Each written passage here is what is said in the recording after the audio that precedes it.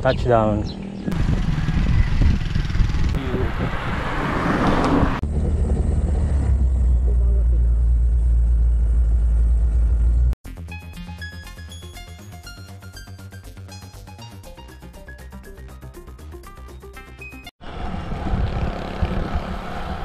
Good morning mga tabis.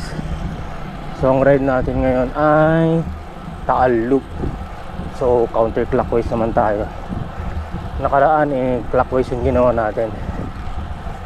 So ngayon solo ride lang naman tayo ngayon. Gawa na may mga lakad yung mga tropa natin. Solo gaming tayo.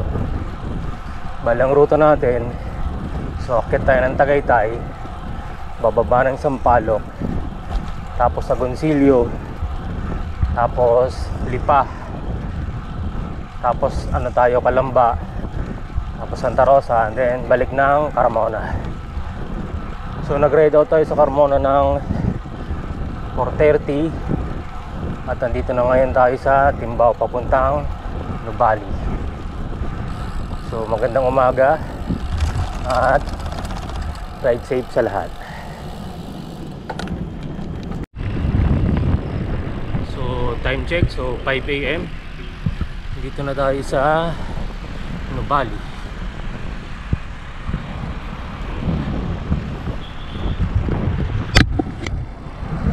So Santa Rosa, Tagaytay Road na tayo. So dito na tayo sa PNPA. So ito yung isang pasakit na ahon sa Tagaytay, Santa Rosa na paakyat. So although yung buong Santa Rosa, Tagaytay Road naman sa ahon, so ito yung mataas. So ang gradient nya maabot ng 8.7, 9.7, 11.1. So yun yung max, 11.1.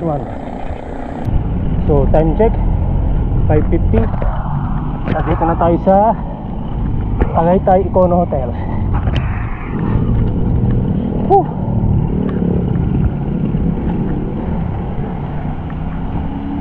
So natapos din yung mahabang ahon, paakyat ng Tagaytay. So hindi naman natin ngayon yung Lusong. 5:57. So dito na ako sa Tagaytay Rotonda. So pababa na tayo ng Sampaloc Road.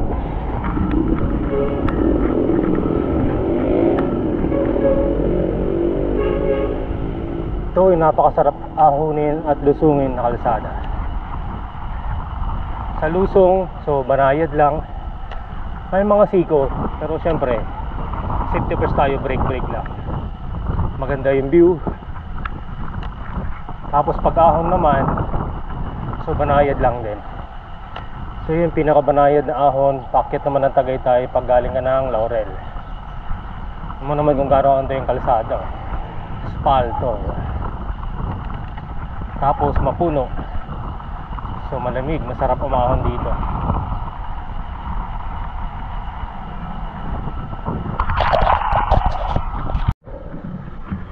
After ng mahabang lusong ng Sampaloc Road, so may konting ahon dito sa may Alingay Bridge. Banayad lang naman. Tapos mamaya, so lusong ulit, dire-diretso na yun hanggang sa may Laurel na. Kaya konting tsaga-tsaga lang muna to. Naglalaro lang naman sa 6 to 7% ng gradient.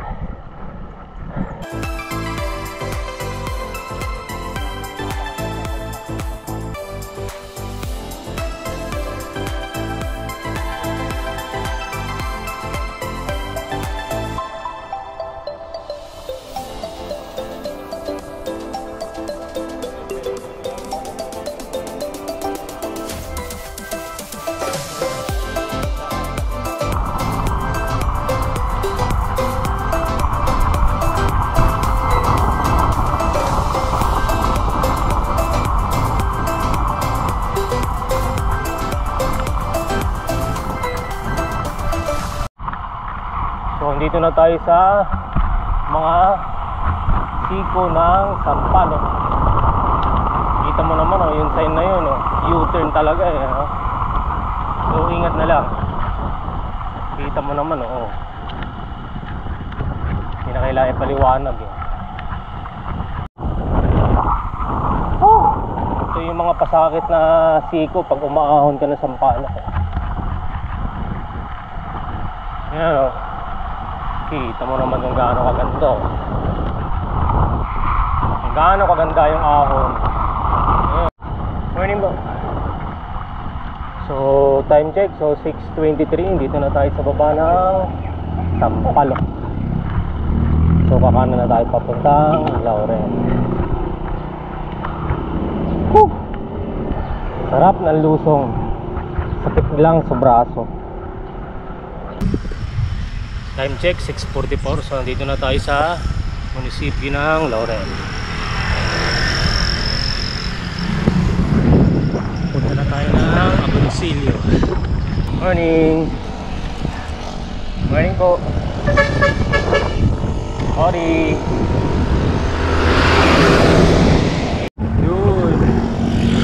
Doon sa taas tayo galing oh, yun oh. Ngayon nandito na tayo sa baba, Laurel. Yun oh, ganda ng daan.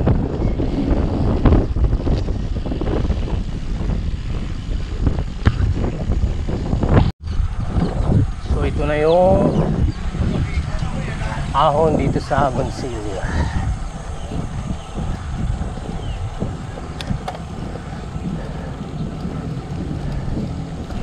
Papuntang Boso-Boso.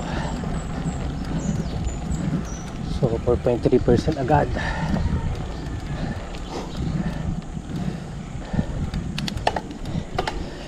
%9.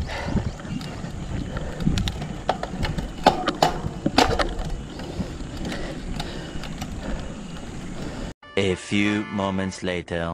So yun nga, naputol yung kadena natin dito pa lang, sa simula pa lang ng ahon. So buti na lang may chain cutter tayo. So nagbabas tayo ng isang kadena. So ito, tuloy ang ahon. Grabe. Yun know, ahon pa ulit after kanina, so ahon ulit. So dadaan-daanin lang natin, baka mapigtasan na naman tayo ng chain nito.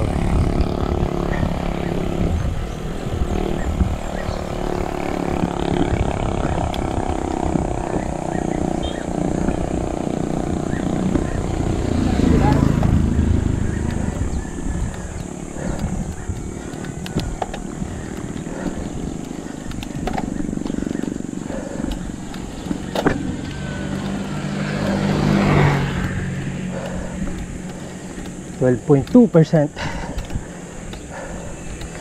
17.4.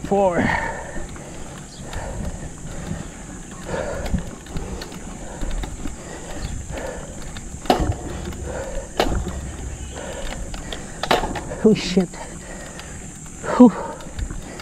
17.9, 24.2. Damn.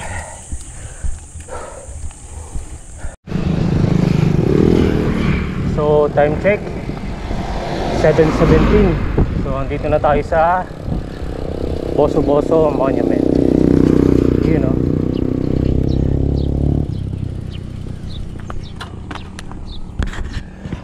touchdown. Tara na. Tayo. Ayos ah.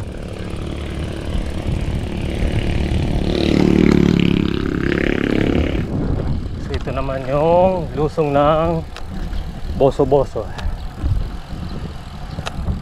So next time, so ahonin naman natin to. Ito yung inaahon kapag may mga Ronda Pilipinas eh. Yung maraming tumutukod, nagtutulak. So sobrang tarik naman talaga. Ito pa nga lang, lusong pa lang eh. Nakakatakot na eh. Tapos aahonin mo pa. Buti na nga lang, hindi natin ito aahonin eh. Kundi malamang pigtas na naman ang kadena natin sa tarik nito.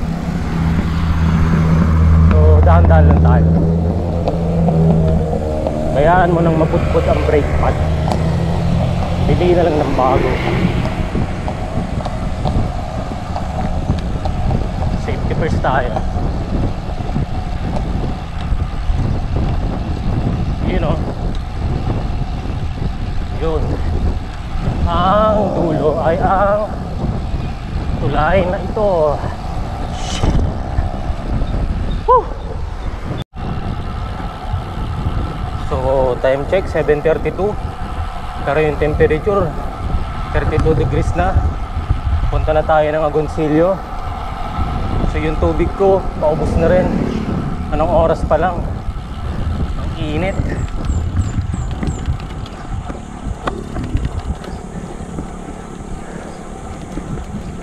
So puro rolling naman lang tong ruta papuntang Agoncillo eh. So tsaga-tsagain na lang natin. Huwag natin persahin. At delikado tong kadena natin. Baka maputulan na naman. So kailangan na natin magpalit ng kadena.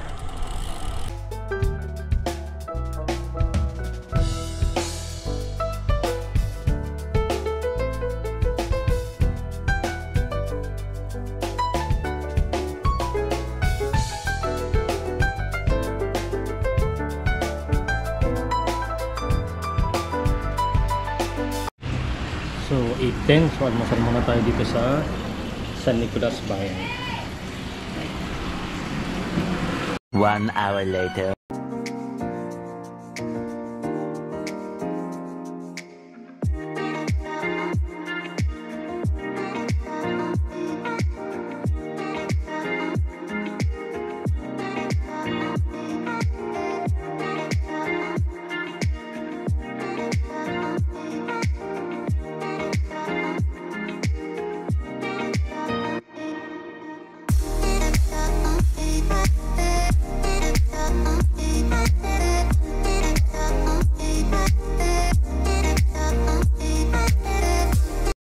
Dito yung San Nicolas Baywalk. Tama naman, ang ganda oh. Iyon oh.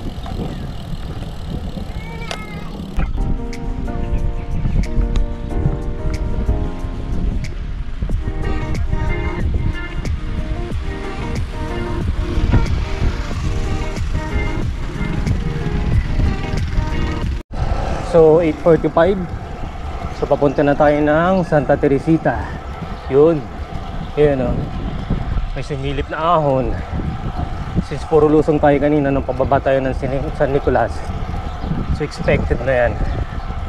Kaya nag-almusal muna tayo. Welcome to Taal. Sakto, piyesta pa nila. So 8:50. Baka pwede tayo makipiyesta dito. So nga lang, kakatapos lang din natin kumain eh.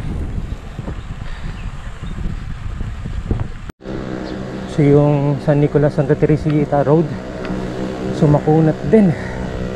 So to 6.9, 6.3. So 6 kilometers lang to. So nga lang kung puro ganito, mas mainit pa, kakalaspag din. Oh, 6.9 pa. Mula kanina sa may Baywalk, so dire-diretso ahon na. So nakaka 3.7 kilometers pa lang tayo.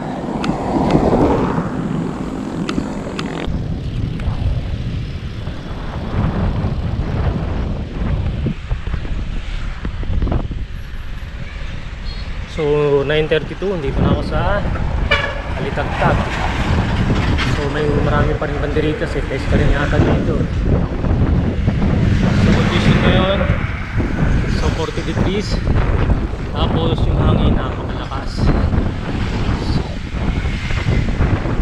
So headwind pa, buti sana kung tailwind eh. Okay, kaso nga lang headwind eh. Durog. 10:04. So paahon na tayo dito sa Cuenca. Yung sigsag na ahon puntang Lipa. So ang init na. Yun lang, traffic pa. Sus Ginoo.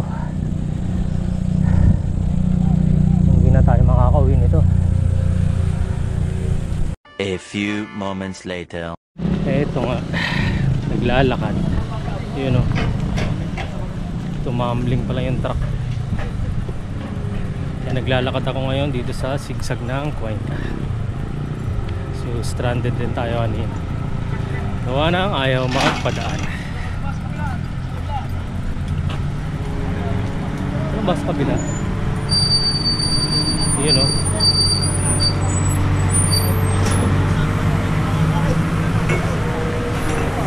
Dami ng stranded o. So after 20 minutes, so pinadaan din kami. Ito nga oh, dami ng sasakyan oh. Stranded na eh. Papalitan pa kasi yung poste eh. Matatagalan pa yan. Natagal na ka? Yun. After na maabang ahon na banayad, lusong na rin sa wakas. Ay, salamat. Yun, nakalabas din. Papunta na tayo ng Lipa. So, time check. So, 10:33. Woo!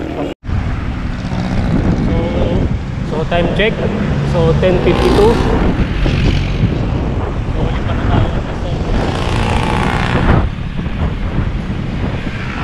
So, buti na lang makulimlim yung araw. So, kahit pa paano, nakakatakbo tayo ng 25.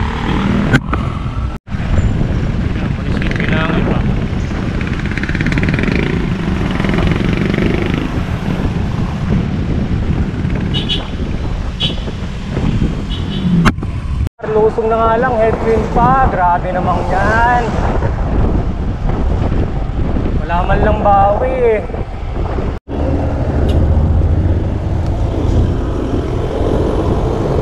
So 11:35. Dito na tayo sa rotonda ng San Pablo.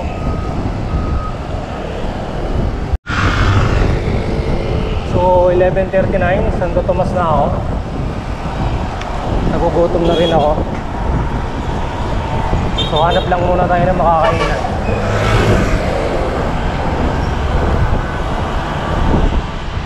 Yung may halo-halo, malamig kasi napakainit na eh. Pero malapit naman na tayo makauwi. So 12:20. So after ko mag-lunch dito sa Santo Tomas, so ride out ulit. So okay naman yung halo-halo. Hindi ko na nga lang na video sa sobrang gutom ko. Ang init, kaya nagpahinga din muna ako doon. So ride out na ulit. So 38 kilometers na lang.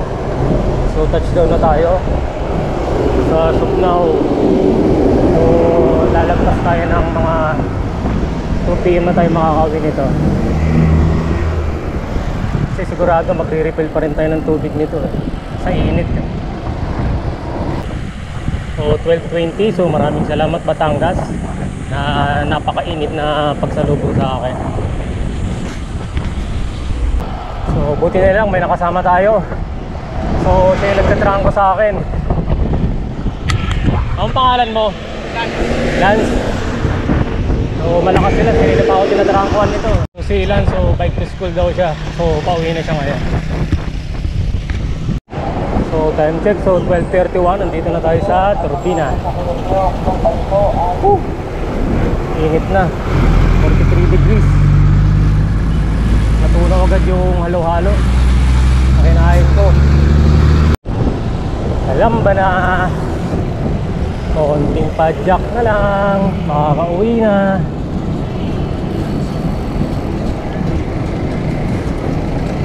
$12.40.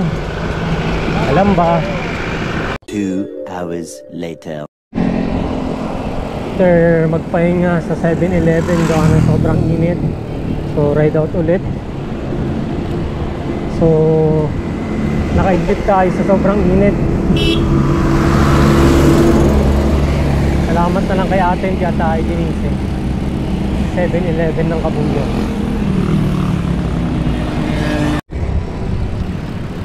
So may isang oras pala tayo nakatulog.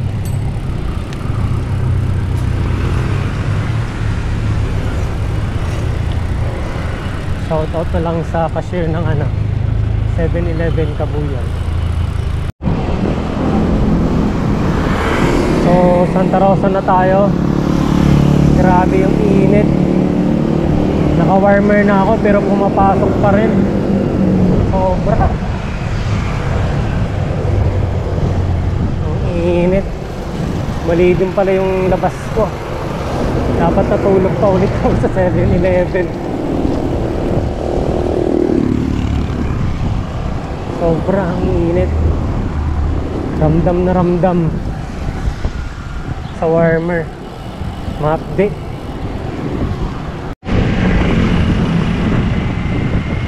Santa Rosa 3:35. So Olivares na kami. 15:45.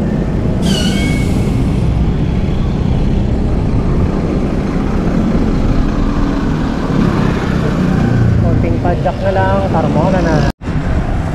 So pag nakita mo na yung globe na yan, wala tayo sa Maua. Nasa Carmona na tayo. So touchdown na tayo. 15:53. So 3:53, makabalik na tayo ng Carmona. Good afternoon. So tapos na nga yung ruta natin na Taal Loop reverse.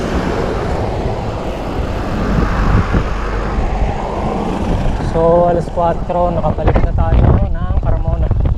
Bali nag-ride out tayo kaninang umaga ng 4:30. Pero yung elapsed time kasi natin, nakatulog tayo sa 7-Eleven. Medyo 1 hour naman na lang kanina dun eh. Kasi alam ko 12:54 yata kanina yun eh. Nung nag 7-Eleven ako kasi sobrang init na. Wala na rin akong tubig. Eh nagising ako mag-alas 3 na. Past 3 na nga pala eh. So ang tagal na naging tulog ko dun. So maraming salamat kay ate. Kasi yun ang 7-Eleven at hindi ako ginising. So dito ko na matatapusin yung ruta natin. So muli magandang hapon at kita-kits na lang sa next ride.